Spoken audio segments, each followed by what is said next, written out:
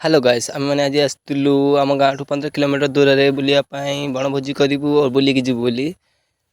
आपण मैंने देखिपे आम कैंप पड़ी और कैंप टू आम बहुत दूर अच्छू एवं आमर दीज सांग ए जाल नहीं जाऊँगी नई को माछ मारे और आपण मैंने देखिपे प्लेस केते सुंदर और मौसम टा बहुत सुंदर अच्छी आज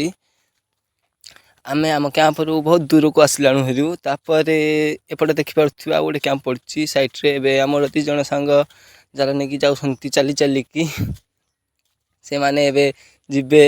माछ मारी मुझे देखी ये जड़े मोर सांग हे और भाई भी हेबे से सुती पकाउंती और जाल पकईबे और 4 जण माछ जीवी तांकर नौकार जाऊँगी माछ धरी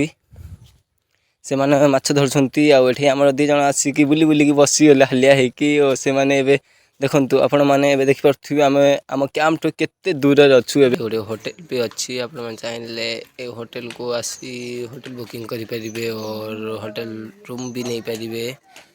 ए साइट रे होटल अछि आपण मन जस्ट टिकेट होटल देखौछि आ आपण मन देखंतु प्लेस तो बहुत सुंदर है मु आपण मन प्लेस देखेबारे व्यस्त अछि आपण माने आसंतु और बनभोजी करंतु एंजॉय रे जाई थांतु जानतु एबे आपण मानक मु देखौछि आमे जो माछ धरछु से माछ सब केते कोन अछि जाल रे एबे देखंतु आमे माने माछ धरथिबा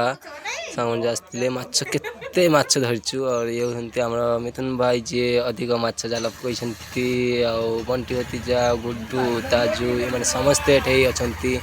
और देखि परथु केते माछ धरछु आमे बनभोजी आज